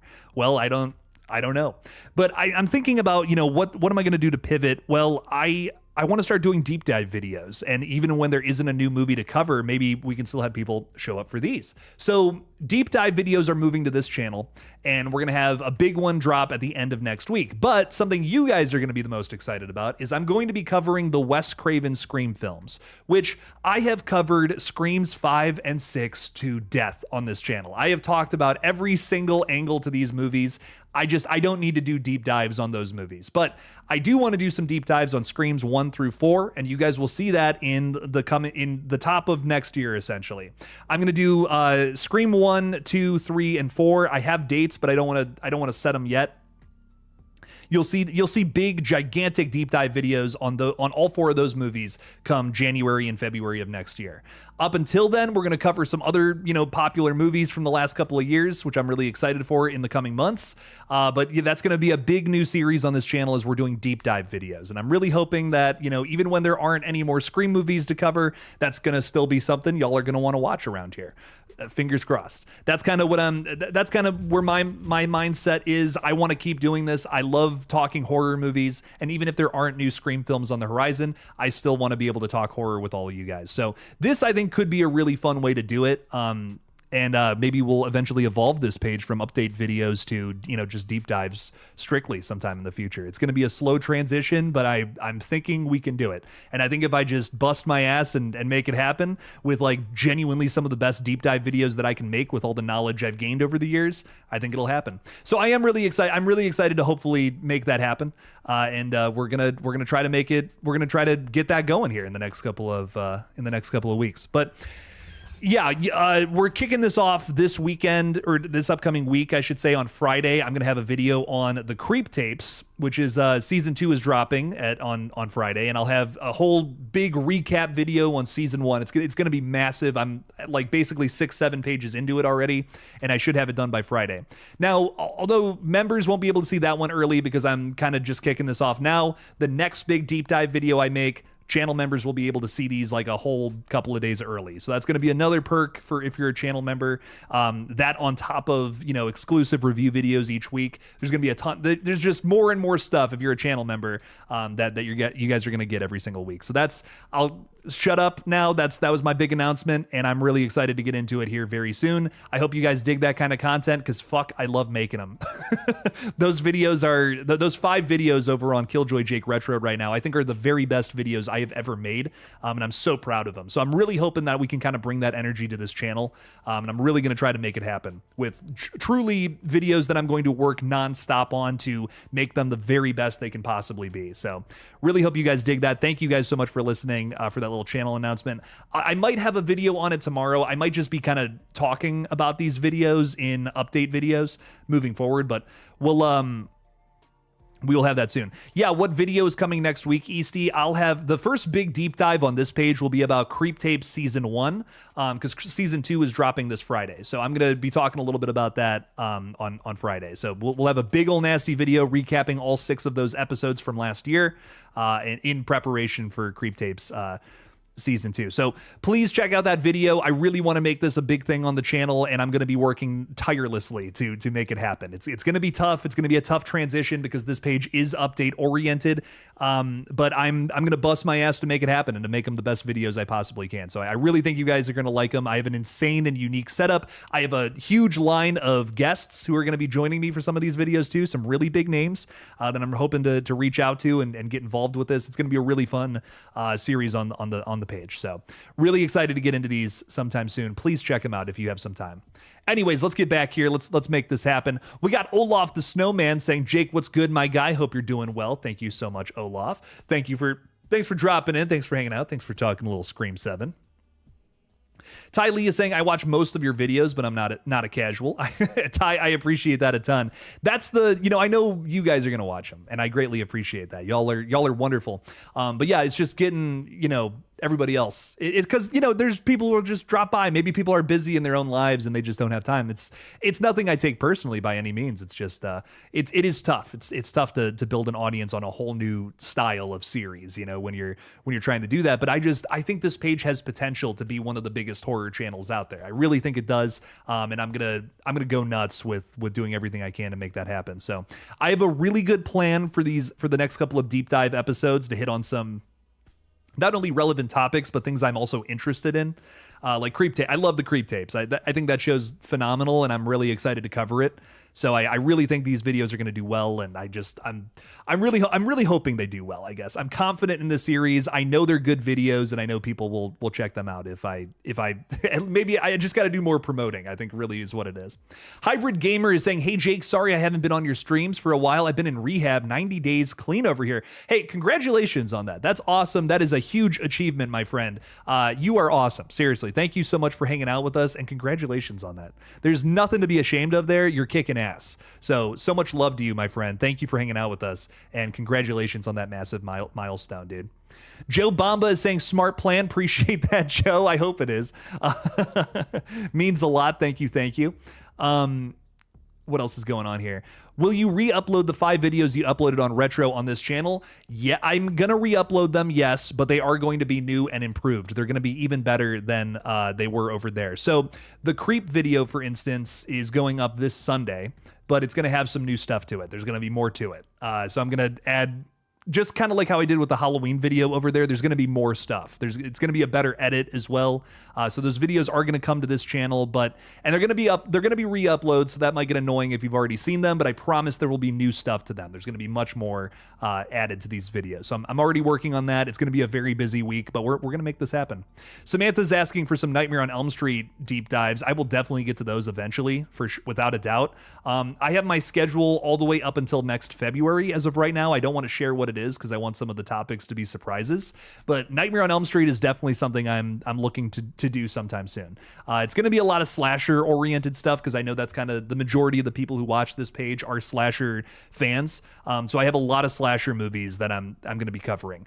And hey, we might even have a new slasher movie in a certain slasher series coming this December, and I might be covering the original movie that might be a hint as to what I'm covering this December. So there's going to be a lot, at least one slasher movie deep dive a month. I will say that. So you will see slasher stuff on this page a ton. Hybrid Gamer is saying thanks. It definitely wasn't easy. I'm working on 2 years clean so I can be a peer. Hey, rock on, dude. It's a choice every single day. It's not easy. I have friends who have struggled with this as well, and just all I want to say is, just good luck and stay focused. Just make it happen. And so much love to you. So much love to you, my friend. It's really great to hear. Really great to hear about that. Retroactive is saying, do you have a Discord community link? Yes, absolutely. Erica's throwing that out there as of right now. We talk horror 24/7 in that chat. I see y'all always talking about Scream and a bunch of different movies. We have a lot of VHS fans in the Discord as well now, which is really nice. So we got all kinds of varieties of topics in there. So definitely check out the Discord if you have not checked it out yet. Ty Lee is saying you should do a holiday horror tier list. Oh, and we'll still be doing tier list videos and update videos. Don't worry. That's still going to be very much so apparent on the channel. In December, there's going to be a lot of stuff like that, Ty, I promise. We're going to be doing a lot of holiday stuff and also a recap of 2025. My last video this year will be a tier list going through every single movie that I watched in 2025, which I think I'm up to like 63 as of right now, and I want to get that up to like 70, 75 if I can before the end of the year. So it's already a big list, and it's going to be even bigger.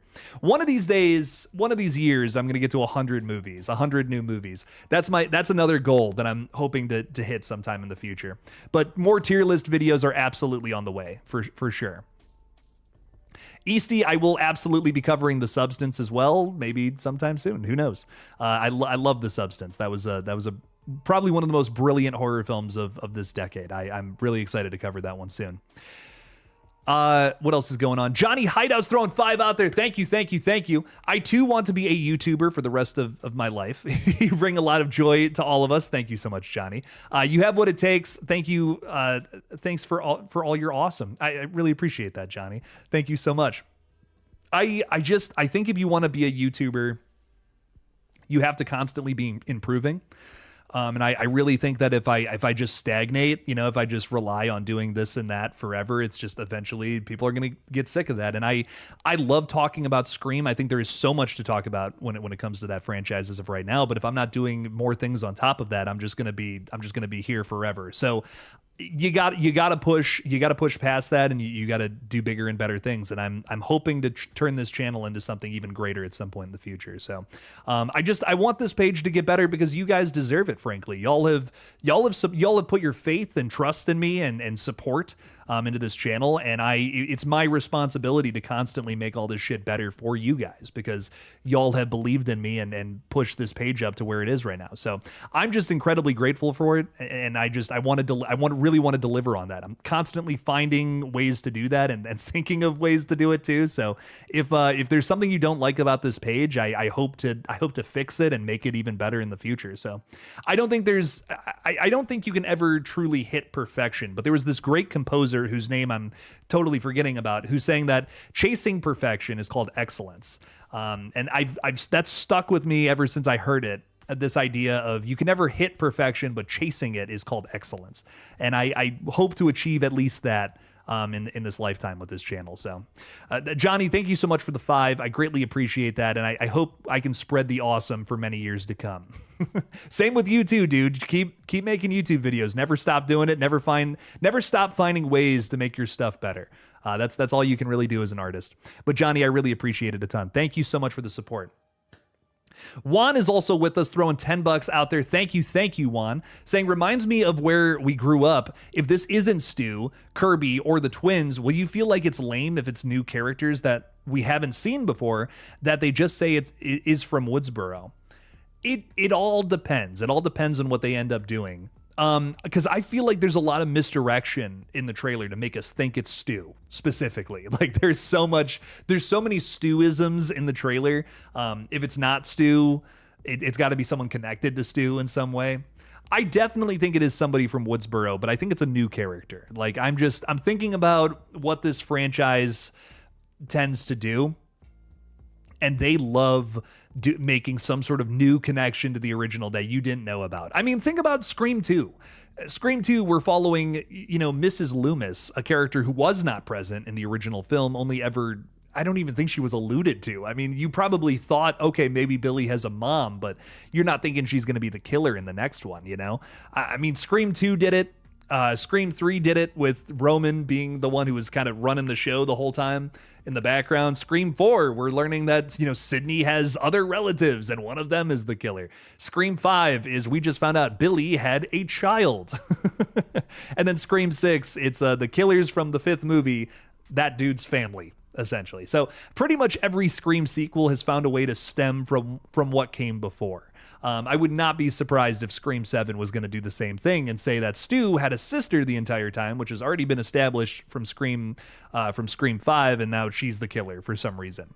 I mean, her son did just die in the 5th entry, and that would be kind of a nice way to, take that storyline that's sort of present in the 5th film and build that into something.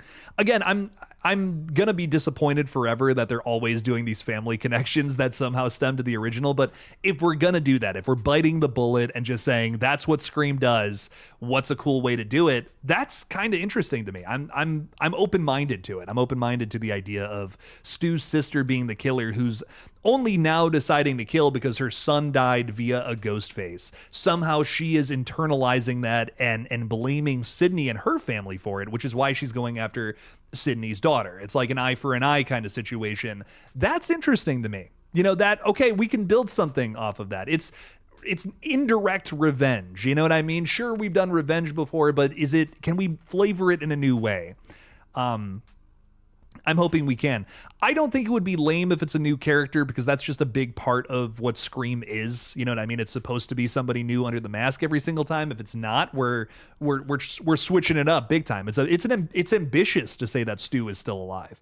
That's a big swing that may or may not work. That's a Halloween Ends style swing that could work, could maybe not work. So to deviate from the tried and true formula in any way is you got to have a good reason to do it. So if that's the case, if Stu is alive for whatever reason, it's got to be something good, dude. It's got to be something that really, lights this franchise on fire again for whatever reason. Otherwise, it's just fan service, So why is Stu alive? What's he doing? Maybe we'll find out on February 27th, man. That's what I'll say. I'm open-minded to the concept. I'm open-minded to all ideas, because everything really comes down to execution. You can do anything and make it good. That's what's wonderful about, imagination. That's what's wonderful about creativity, is that it's not logic. Logic and creativity are two totally different things. Logic is finite. Imagination is infinite. You can go on forever. You can do a million different ideas and not make them all the same. And infinite ideas forever and onward. So I just want to see what, if they are going to bring back Stu, if that's the route they're going to take it, I hope that it's something that's unexpected and something that really does shock and surprise. Something that it's something that maybe we're not even really talking about right now. Some sort of direction that isn't exactly that's expected. Like if Stu comes back and he's just a cult leader, running a ghost face ring or something. That's what we've all been talking about for months and months and months now, or years and years and years, I should say, decades even. If it's that's expected. That's not a big surprise or a big shock. It's got to be something that we don't see coming if you're going to take it to that place. That's what I'll say. I'm open-minded to Stu coming back. Seems like that's clearly something that's on the brain of the creators of this franchise, but it's got to be something we're not expecting. But Juan, thank you so much for the $10. You're making a really good point, though. The trailer's making it out to be somebody from Woodsboro, somebody maybe we've even already met. So I'm open-minded to it. I'm open-minded to the idea, but it's got to be something good. Got to be something. If you're going to deviate from what's tried and true, you got to have a good reason to do it. Talking Star Wars is saying, I feel like reminds me of where we grew up. Could be an older character. There's so many casts that aren't in the trailer that could be Ghostface. And that's also true, too. It's Woodsboro probably has a big population. Who's to say that it's not just somebody else that we haven't met yet? So you never know. Erica's saying, remember, Jake, you and the fellas are my big fish. I appreciate that, Erica. I am no big fish, though. I'm a small fish in a gigantic pond.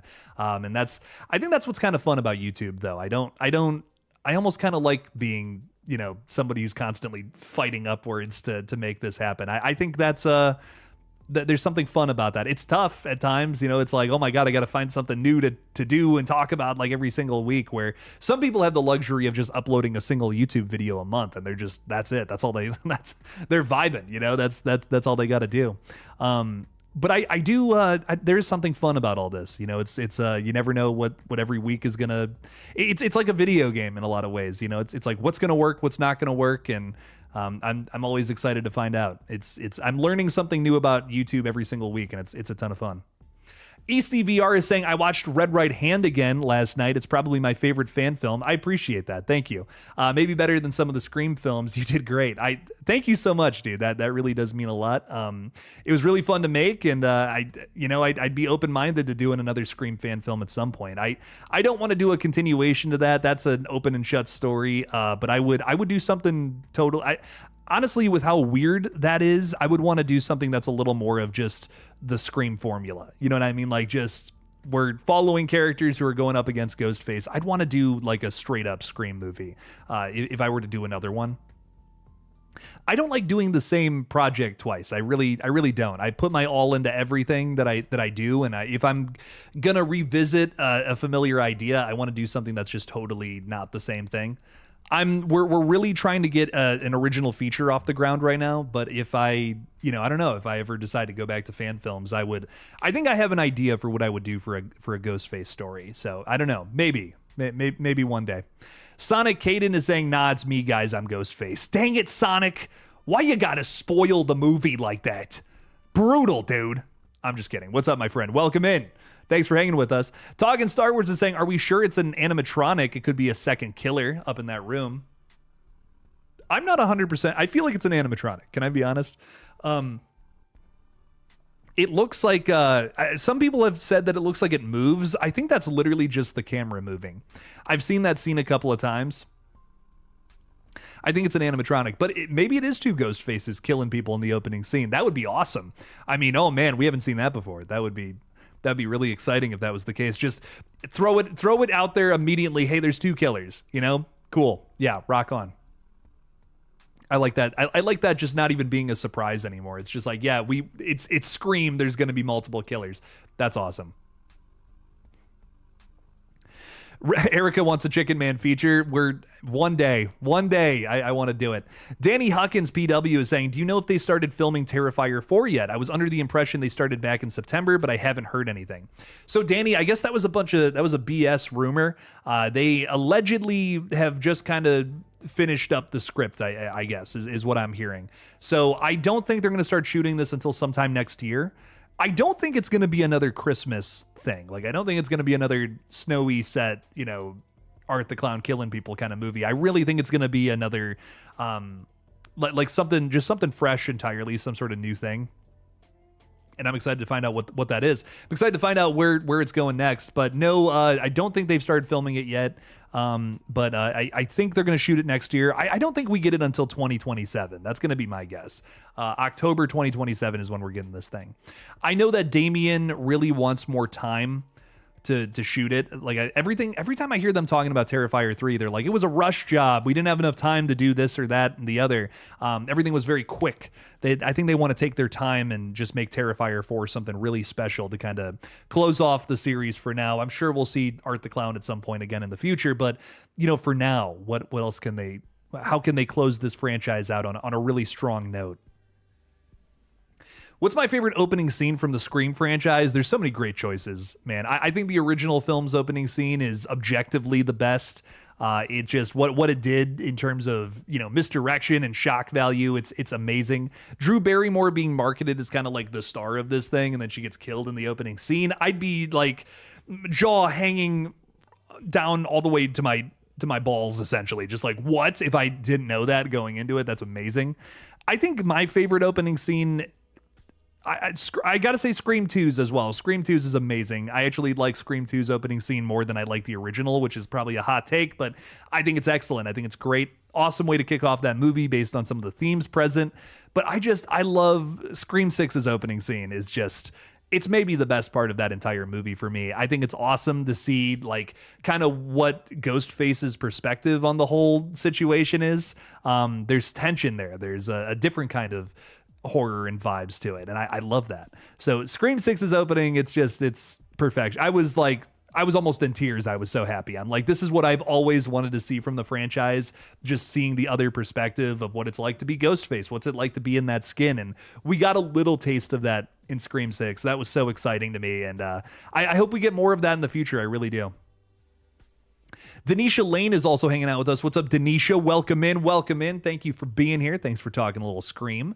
Tadam is saying, do you have any inside info about the movie that you just don't want to share and spoil? I did. Pretty much all of it's out there, though, at this point. I wish I could be cool and say I still had some stuff, but pretty much everything that I had known about the film is out there. Oh, wait. You know what? There's one thing, but I really can't. I do not have permission to share it. I gotta bite my tongue, but I do know one more thing that is, I'm actually waiting to get permission to talk about it. I don't know if I'm gonna get it or not, but I know of one scene that has not been featured in the trailers, and I know it's a scene that has not been talked about in terms of rumors either, and it's all I will say about it is it kind of cancels out a ton of theories. Because it's a crucial detail. Yeah, it is very much so. It's something I don't even know if I want to talk about. I'd have to frame it in a certain way because I don't want to crush people's theories before they get into the movie. But I know 100% some theories we've been talking about on this page are not happening in the film. I'm 100% sure of it. That's what I'll say. I don't want to say what or where or whatnot, because that's just not, that kind of sucks the fun out of all of this. And if I did have permission to talk about it, I would again frame it in a certain way to not cut out those details or those theories. It's not what you would think either. It's kind of not what you would, it's like, oh, that's what they're doing. It was kind of a surprise for me to hear. That's what I'll say. Cause I was like, what? Oh, that's all I'm going to say about it. For Misery Gaming is saying, Jake, do you feel Scream 7 had way more spoiled leaks than yes. Oh my God. Yeah. You can, I don't want to even say this, but you can find the whole movie pretty much online at this point. And that really bums me out. Social media, unfortunately, has kind of, it's a great tool, I think, in terms of being able to, talk to other people and learn about different perspectives on other people. But unfortunately, it is a source for misinformation, for, leaking details about things we wouldn't have wanted to know. And Scream has always existed in some sort of, internet age, but it's just different now with how easily accessible everything is. So all I'll say about that is even with all the things I know, I still don't know who the killers are. Killers are with everything I've been able to find. I'm hearing some people online are saying, oh, these people are the killers. I don't know if that's true or not. But what I do think is that I think social media has kind of ruined some of the surprises, but I don't know. At the same time, you watch some trailers nowadays and it's just like, oh, that's the whole movie, So there's so many different, you kind of have to avoid everything if you want to go into something blind these days. You know what I mean? You kind of, it's hard for me to just say, oh, people are leaking this and that online. Well, trailers do that sometimes. You know what I mean? It's hard to place the blame on any just single group because kind of everybody, even the movies themselves are spoiling things about flicks. So I don't know. It's tough to say. But yeah, a lot of the things I did know about Scream 7 have basically someone else has put it out there at this point. There's one more thing I have not seen anyone talk about though. There is one more thing now where I'm like, oh shit, that's gonna be. I wonder if that's gonna come out or not before the movie drops. That's all I'll say. I'm excited to find out. Zebra is saying, I feel like Mickey or Stu would be crazy enough to say I'm gonna burn it all down, or I'm not going to be here till you're here to see it. Yeah, I mean, I'm sure there's plenty of killers just like them too who would say it, but I could see Stu being the one to do it. I mean, dude, Matthew Lillard's in the movie, If he was our new killer, so to say, wouldn't he be calling Ghostface and calling Sydney and saying some crazy shit just like this? I think absolutely yes. Dave is saying, I'm about to start the movie 1922 based off of the Stephen King book. Have you seen it? Do you recommend? You know, I'm gonna be honest, dude. This is no testament to the movie, but I fell asleep watching it on Netflix, and it was just because it was late, and I never finished it. I never came back to it. What I did see of it, though, it seemed pretty. There's a pretty brutal scene in the first like hour. I want to say I watched like an hour of it, and that's as far as I got. I don't remember it too well though. I remember one brutal thing about it that was like, ooh, that was pretty cool. But give it a watch, check it out. You know, it's Stephen King, so I feel like it can't be terrible. It can't be the worst thing ever. Danny Huckins is saying, I'm almost positive the trailer for Scream 7 showed us the entire opening scene. I think the end of that scene is the chick falling into Ghostface and the knife, and we get the Scream 7 logo. I think he's gonna burn down the house after that. I think Ghostface is gonna kill them too. You know, pour the gasoline on the house, burn it to the ground, and then we're gonna, then he's probably. I think that scene in the trailer where he's walking towards the camera, I think that's gonna cut into the Scream 7 logo. That's my theory, because again, that's just a major statement to kick off the movie. That's just such a like, holy shit, where is this going? You know, that's a crazy statement to kick off the flick. Mikunda is saying, hi, Jake. Sorry I'm late. It's all good. Thanks for hanging out with us. We're doing an early Sunday stream. Why the hell not? Let's just vibe out. let's have a good time. I was going to make it a little short today, but I'm like, I want to stream. I want to chat with folks. I also wanted to test out all the new streaming stuff. So I hope you guys are liking the way the streams are looking now. I'm really happy with it. I think it's cool. Ty Lee is saying, I say something from Keeper that got me interested. A girl seeing a guy with a bag over his head. Now I'm curious. That Keeper trailer looks terrifying. Like, I thought Longlegs had some scary shit in it. Keeper already looks scarier than Longlegs. I am so excited for this movie this week. I'm going to try to get a review out of this one over the weekend. You know, I'll do what I can. I have a lot of movies to get to. Jake, check Discord DM after stream if you can. I will. I am probably going to be getting off, but I do want to thank you guys so much for supporting the page, hanging with us all these years. It's been a blast.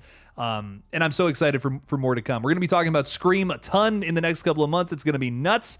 We're going to blow the Scream load, if you know what I'm talking about. It's just going to be Scream, Scream, Scream for a little while here on the page, and I'm excited to cover it all. It's going to be a lot of fun. I have been watching It Welcome to Derry. I think I'm going to do a big season review of that when it all wraps up, but I'm loving it so far. Really excited to talk about it soon here. But again, guys, thank you so much for watching. Thanks for hanging out with us. We'll be live with the Lethal Collective tomorrow night at 7 p.m. Eastern Time. We're, of course, going to be talking about, you guessed it, Scream 7. It's going to be great. So stop on by. Going to have the gang here hanging out. And I have some more guests coming on the page later on into the week. We'll be doing another stream just like this on Friday, however. Sorry about the long-winded goodbye here, but definitely check it all out.